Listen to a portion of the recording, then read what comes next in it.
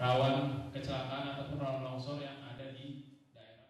Dalam keterangan persnya kepada sejumlah wartawan, Marketing Region Operasional 2 Pertamina Lubuk Linggau, S. Wibowo Wicaksono mengatakan, untuk mengantisipasi terjadinya kelangkaan pasokan LPG 3 kg di kota Lubuk Linggau menjelang Hari Raya Idul Fitri, pihaknya menyediakan pasokan LPG jenis melon tersebut di beberapa SPBU yang ada di wilayah kota Lubuk Linggau maupun Kabupaten Musirawas.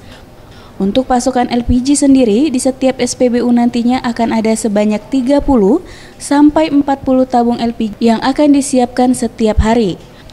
Untuk harga sendiri disesuaikan dengan harga eceran terendah berdasarkan peraturan Wali Kota Lubuk Linggau, yakni Rp14.500 per tabungnya.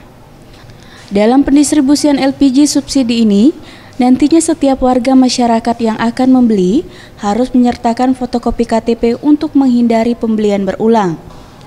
Penyediaan pasokan LPG di SPBU ini rencananya akan berlangsung sampai pada H+4 Lebaran mendatang.